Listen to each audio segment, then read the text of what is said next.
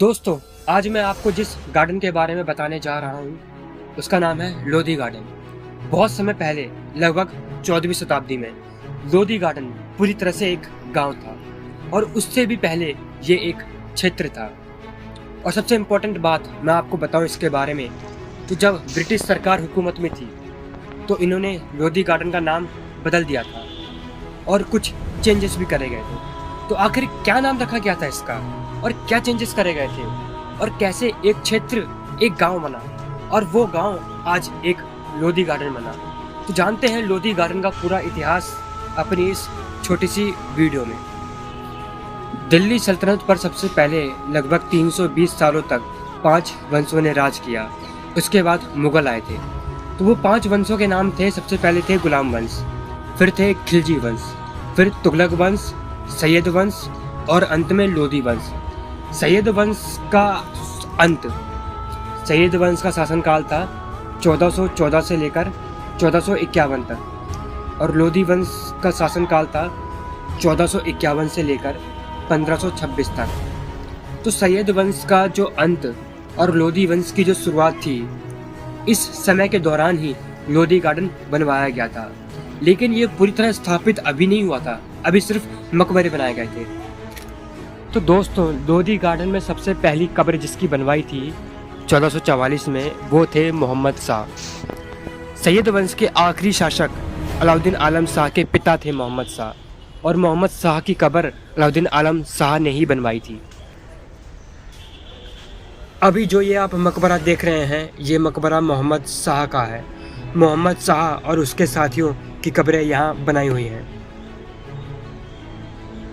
मोहम्मद शाह की मौत के बाद अब दिल्ली की सल्तनत आ गई अलाउद्दीन आलम शाह के हाथों में और इसका वजीर बना हमीद खान। एक दिन हमीद खान और अलाउद्दीन आलम शाह के बीच में अनबन हो गई, विचारों में मतभेद हो गया और किसी कार्य की वजह से अलाउद्दीन आलम शाह को उत्तर प्रदेश के बदायूं इलाके में जाना पड़ा और वहां पर उसकी मौत हो जाती है। उसकी मौत के बाद हमीद खान ने सारा दिल्ली का राजपाट बहलोल लोधी को सौंप दिया। यहाँ से लोधी वंश की शुरुआत होती है। लेकिन क्यों हमीद खान ने सारा राजपाट बहलोल लोधी को सौंप दिया? क्योंकि अलाउद्दीन आलम शाह की मौत हमीद खान और बहलोल लोधी की साजिश की वजह से ही होती है। ये दोनों मिले हुए होते हैं अलाउद्दीन आलम शाह की मौत के लिए। अभी मैं आपको सिकंदर लोधी का मकबरा दिखाने जा रहा हूँ। बहलोल लोधी के बाद अगला शासक आया सिकंदर लोधी। ये उसका बेटा था। सिकंदर लोधी एक काफ़ी अच्छा शासक रहा। ये हिंदू और इस्लाम धर्म में कोई भेद नहीं करता था, दोनों को एक ही नज़रिए से देखता था। लेकिन अगर इसे किसी भी कार्य से, किसी भी धर्म में किसी कार्य से प्रॉब्लम होती है तो वो उस कार्य पर रोक लगा देता। और सबसे इम्पोर्टेंट बात, सिकंदर लोधी ने ही आगरा शहर की स्थापना की थी 1504 में। तो सिकंदर लोधी का मकबरा आप देख रहे हैं, कितना शानदार मकबरा है। इसके अंदर खैर जाने की अनुमति नहीं है। सिकंदर लोधी ने ही बड़ा गुम्बद और शीश गुम्बद बनवाया।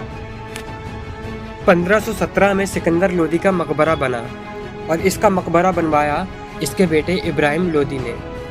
इब्राहिम लोधी के शासनकाल के दौरान ही, जैसा कि मैंने आपको पहले बताया कि लोधी गार्डन के आसपास पूरा एक क्षेत्र हुआ करता था, तो इसके शासनकाल के दौरान ही वो क्षेत्र अब एक गांव में विकसित हो गया। ये बड़ा गुम्बद के बाहर का साइड का सीन है। इसके अंदर जा रहे हैं हम, तो इसके अंदर जाते ही देख रहे हैं कि ये पूरा खाली सा है, अंदर कुछ खास है नहीं। अभी आपने बड़ा गुम्बद देखा, अब हम शीश गुम्बद देखने जा रहे हैं। तो शीश गुम्बद भी लगभग बड़ा गुम्बद जैसा ही है, लेकिन ये थोड़ा छोटा है और इसके अंदर जैसे कि हम जा रहे हैं तो अंदर बहुत सारी कब्रें बनी हुई हैं। इब्राहिम लोधी ने लगभग 9 साल तक दिल्ली पर राज किया और उसके बाद बाबर से पानीपत की लड़ाई में हार गया और मारा गया। यहीं तक थी लोधी वंश की कहानी। इसके बाद मुगल राज्य शुरू हो गया।